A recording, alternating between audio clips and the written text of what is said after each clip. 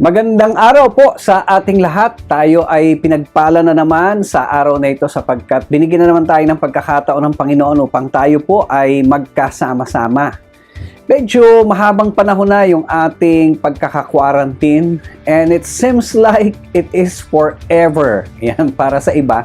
At sa iba naman ay nakakahanap sila ng magandang pagkakataon upang ito ay mapakinabangan. Pero para sa iba, may mga tao na nagiging desperado na dahil sa ang feeling nila sila po ay nakakulong for a long time sapagkat ito po ay ilang buwan na. Ngayong oras na ito, tayo po ay magsalo-salo sa salita ng ating Panginoon at pag-uusapan natin very relevant sapagkat ito po ay may kinalaman dun sa bagamat meron tayong new normal, ngayon ay bago na lahat, hindi na kagaya nung bago magkaroon ng quarantine, kinakailangan na maka-adjust tayo dito. And so, I will be leading you as we tackle the topic on how to have a balanced life. Para magkaroon tayo ng balanseng buhay, isa sa pwede nating konsultahin ang pinakamatalinong tao na nabuhay dito sa mundo. Sino pa ba?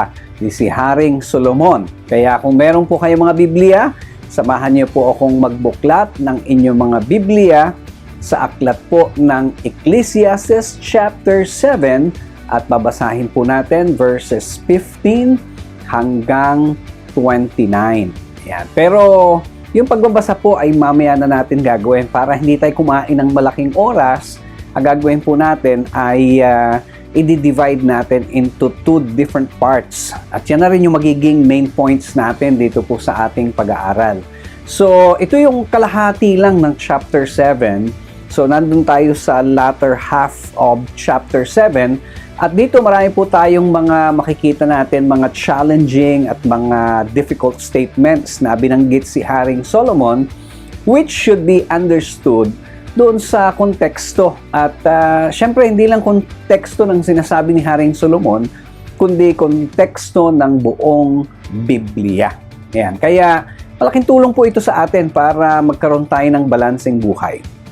At dito makikita natin, una sa lahat, that it appears na itong si Haring Solomon ay nagbibigay ng counseling laban sa extremism, lalo tigit sa lahat, doon sa unang section ng chapter 7 kung saan we find advice, una sa lahat, to do things in moderation. Ayan. So, yan po yung una nating gustong bigyan ng pansin. Do things in moderation. Doon po sa verses 15 to 22, hayaan nyo pong basahin ang inyong lingkod. Ang sabi po dito, I have seen everything during my lifetime of futility.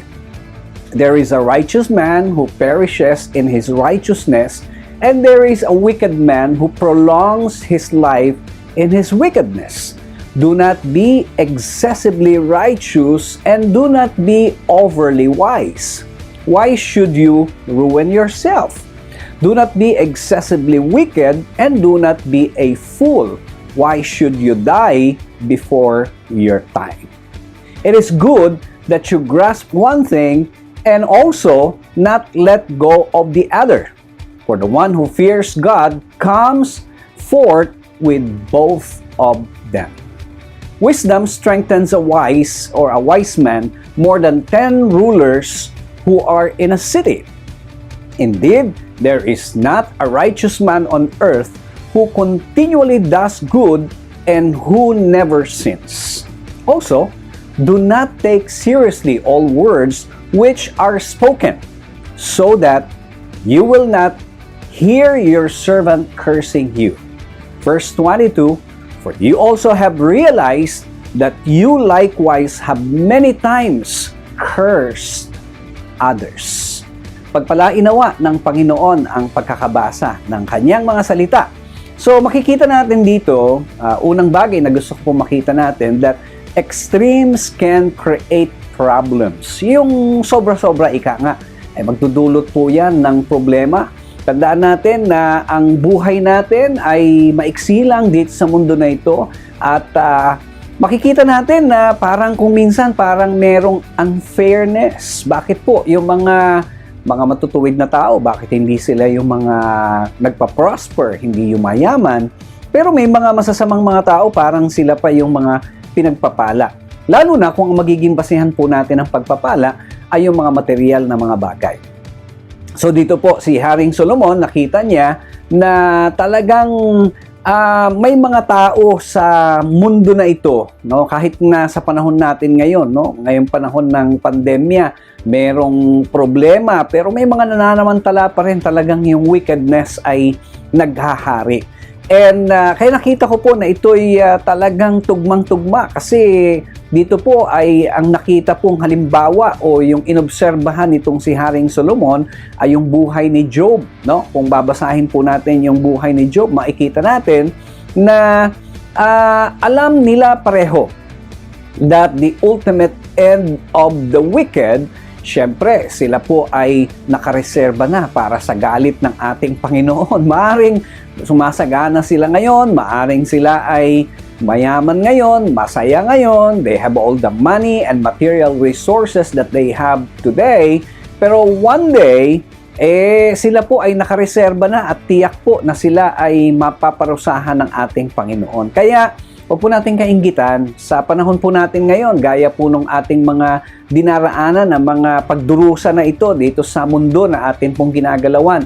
Tandaan po natin, di po tayo na single out, especially dito sa pandemic problem na ito. Lahat po tayo, mayaman, mahirap, maimpluwensya o hindi, righteous o wicked, lahat po tayo ay dumaan at dumaraang patuloy dito po sa hamon ng buhay na ito.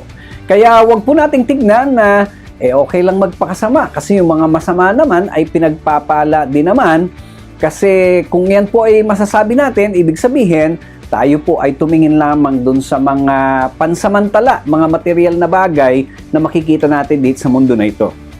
Tatandaan po natin na ang tunay na taong pinagpala ay hindi po lamang sa material na bagay. In fact, every day when you wake up in the morning, isang bagay na pwede nating i-count na pagpapala ng Panginoon kapag tayo ay nagising pa rin, no? Humihinga pa rin tayo. So, yun po, no? Yung unang bagay na pinapaiwasan sa atin. Ikalawa, don't refrain from true righteousness and wisdom. Huwag daw tayong lalayo doon sa tunay na katuwiran at kaalaman. Siyempre, galing yan sa ating Panginoon. Dapat nananatili yung ating pagkatakot sa Diyos. Yan. Kahit na po, sabihin natin, parang hindi na uso ngayon yung mga taong natatakot sa Diyos kasi parang laganap na ang kasamaan. Huwag po tayong padala ron. Yung truth ay absolute. Yan po ay timeless. And so, dapat po, kahit na yung mga taong nasa paligid natin, they don't observe righteousness, we need to keep on observing it.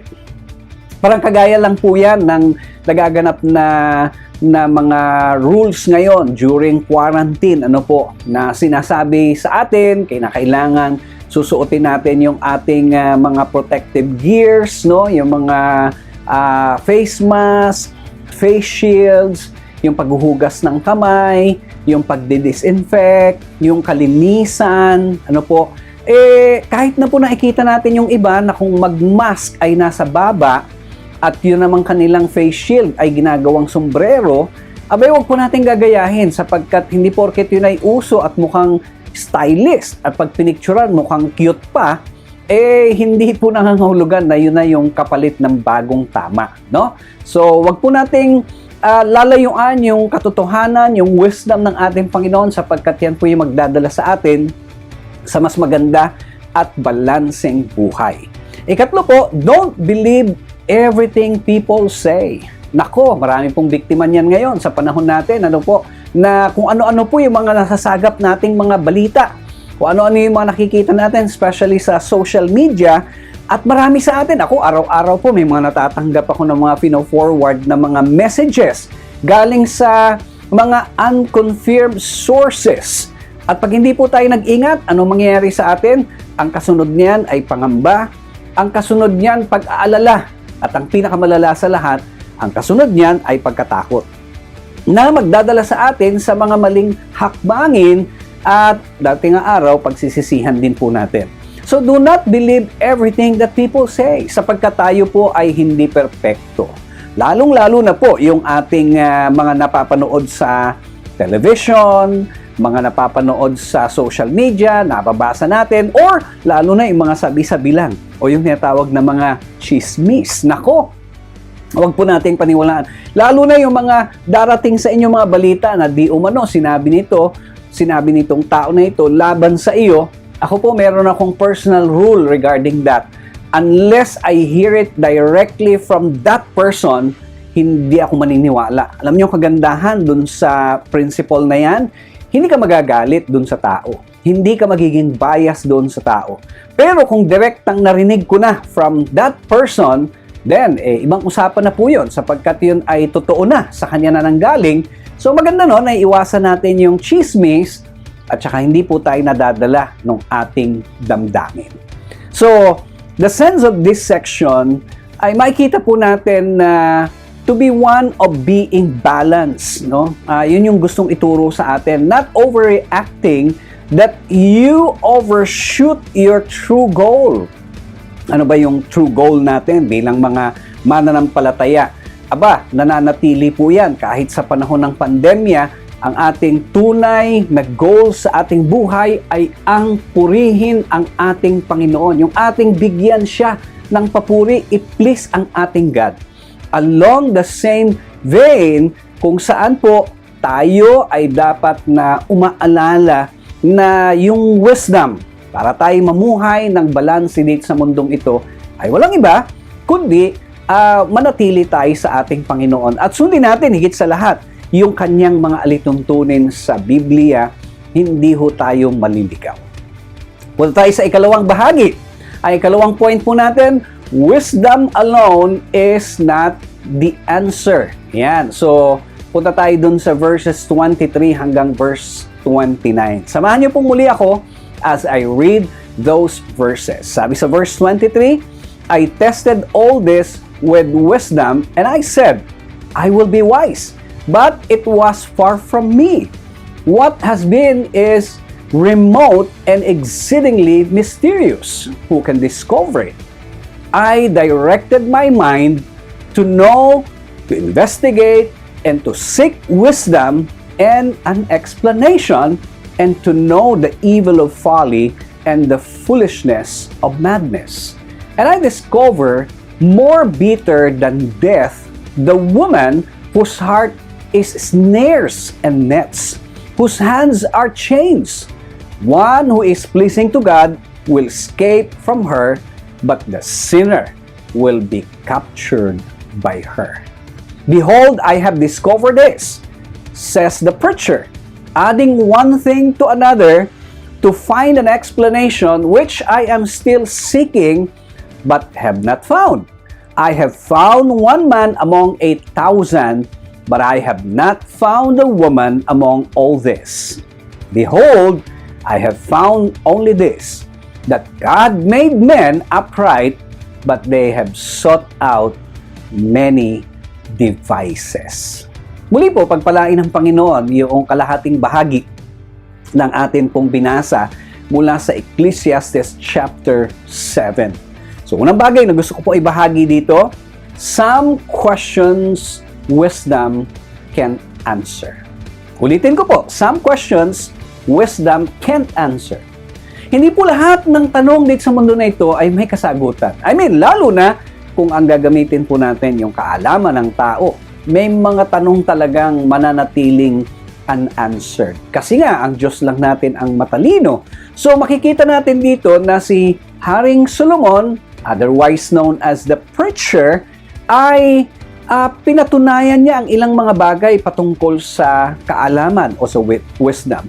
But other things were too deep. Talagang napakalalim para tarukin ng ating human mind at alamin kung ano ang kasagutan. Marami po mga dalubhasa ngayon ang talagang nagkakarera para po makatuklas ng gamot at makatuklas ng vaccine para matapos na po itong pandemya na atin pong nararanasan. Pero hanggang ngayon, ilang buwan na po ang nakalipas, mahigit kalahating taon na po, wala pa rin no? Pero alam ko po, makakatuklas po ang tao. Siguradong sigurado po ako. But I'm sure, hindi po yung isang sagot, isang gamot o vaccine ay it covers everything, no? Sapagkat may limitation ang kaalaman ng tao. Another thing, a wicked woman is certainly to be avoided. Yan, maliwanag na maliwanag po. Sinabi dun sa atin pong binasang mga talata. And here, si Haring Solomon, he applied his heart to know wisdom and folly. What he found more bitter than death was the wicked woman. Ayan, binanggit niya mismo yon, no? Yung masamang babae. Kaya iiwasan daw po natin yan. Alam naman natin sa panahon natin, hindi po tayo gender bias at liliwanagin lang po natin, ang sinasabi po rito ay yung wicked women. I'm not saying all the women's. Kaya po, no offense po dun sa mga kaibigan, mahal sa buhay at mga kapatiran nating mga babae. So if you're not a wicked person, then you don't need to be offended. So more particularly, ay pinapaiwasan po, particularly sa mga kalalakihan, at that time and even today, yung pong mga masamang babae. Ikatlo po, good people are hard to find. Nako, kahit saan ka magpunta. No? Pero on the good side is this. Ibig sabihin, meron pa rin mga good na tao. Bakit? Kasi ang sabi rito, good people are hard to find. Di naman po sinabi na good people are impossible to find. So, meaning, meron, no? Kung maghahanap po tayo ng mabuting tao, ang sabi po dun sa talata, verses 27 to 28, that Haring Solomon found only 1 in 1,000. And isa lang sa 1,000. Grabe naman, ano? Medyo pagka inintindi natin yan, nakakalungkot isipin na ang tao ay pasama ng pasama ng pasama. Ano? Kaya dapat talaga ay tayo po ay sumunod sa alituntunan ng ating Panginoon. Isang mabuting babae, well, it's even rarer dun sa verse 28 sa second part. Parang sinasabi talagang mas kakaunti pa. Pero sabi po ni Haring Solomon, he was reflecting upon his experience with his 700 wives and 300 concubines. Tama po yung dinig nyo sa akin na si Haring Solomon ay nakasama ng 1,000 babae, no? Sipin nyo yun, ha? 700 asawa, 300 concubines. I'm not saying na yun po'y pinayagan ng Panginoon. I'm not saying na yun ay okay. What I'm saying is, doon sa kanyang karanasan, na hindi po gusto ng ating Panginoon, pinagdusahan niya rin po yan. So, but that's not the topic today. And even King Lemuel thought of a good woman was hard to find. Sabi po dun sa Proverbs 31 verse 10 and the following verses. So of course, the problem is not with God. Hindi po sa Diyos ang problema. So kung isipin natin, bakit kakaunti ang matitinong babae? Bakit kakaunti ang matitinong lalaki? 1 in 1,000, sabi ni Haring Solomon. Sa Diyos ba may problema? Hindi po. Ang may problema ay tayo. No? So in conclusion, nais ko pong sabihin that man's pride tends to propel yung tao, tayo, to go to extremes.